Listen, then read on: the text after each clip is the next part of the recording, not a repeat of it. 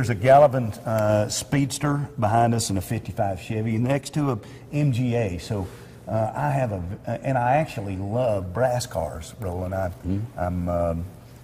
got a car out in the shop right now that is absolutely cooler than grits, because you can get in this car. It's 1910.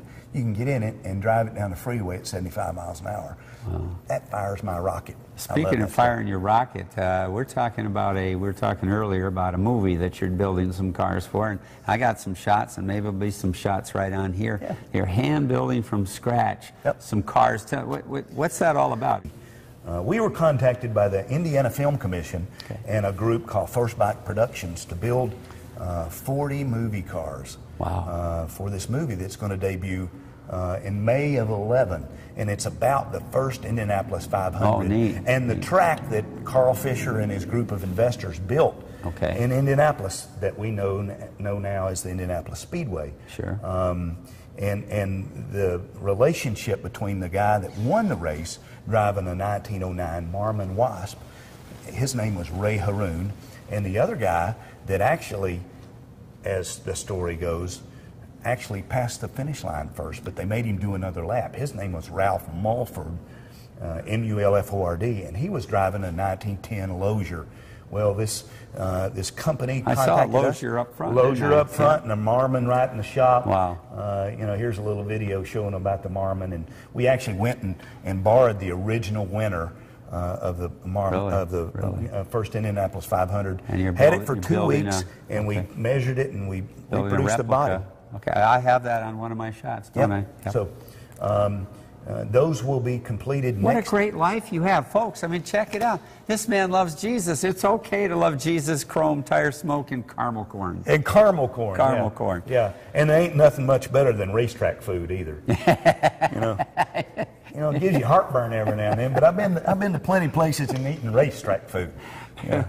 But I do have a good life. I have to say that I got one of the best jobs in the world. Yeah. I get to be with car folks all over the place, and racing and touring and rallying and swap meets, and there's no better than car folks. And what's even better than that, the cream of the crop, are those that are passionate about the Lord and around cars. Tell us, we were talking earlier, and we really have this idea of doing your story, your testimony in our magazine, a short version, but we also got talking about perhaps a book. Maybe we'll have to have Crystal write it for you, but or your wife, or do a number of chapters. But seriously, what you do and how you have inspired people over the years is really important, because these people watching this video today, I'm praying that God will inspire them. What's your story? What happened? And how is it now that you have got Jesus so big in your heart, and yet you've got all this car collection, and people might look at you and say, oh, well, he's a poor little rich kid, but that's not the truth at all. You get up at 4 in the morning, you go to bed at 11 at night, and all day long you're running hard. Mm-hmm. How does a person do that and love the Lord at the same time?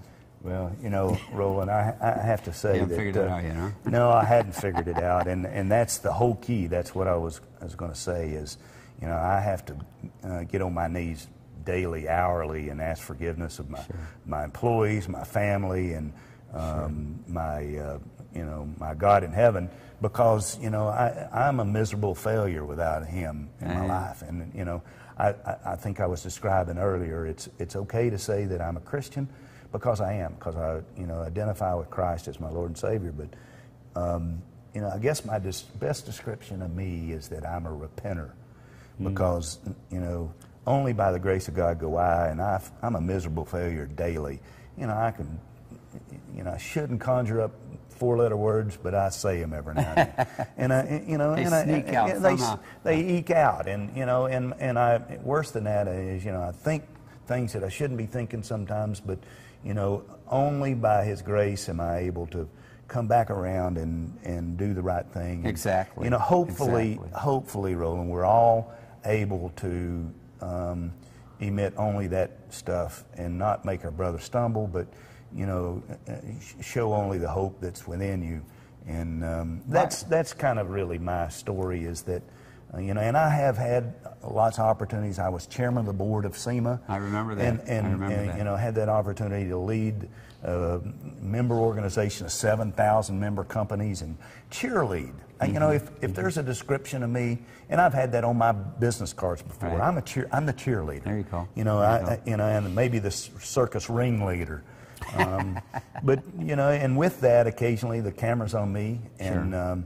And that's a responsibility, and to show passion and show character and show integrity, so that you spark the fire of somebody else to go do something good and do it the right way. And you know, and we have a responsibility when we are successful. And you know, I've been successful beyond my wildest dreams, but at heart I'm a dumb old country boy, and but we didn't start off successful, and I wasn't given anything.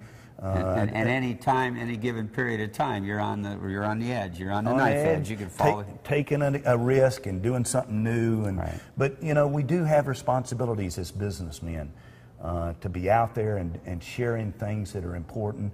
And giving back to the community. It's important to be involved. It's important to be involved in ministries that around racing and motorsports, and contribute of your time, and you know, give out that bottle of water, because you know the Lord said to. You know, He said to Matthew take care 25, of. Yeah, He said take care of the orphans and the widows. And you know, when you have money, you know, He said to give 10%.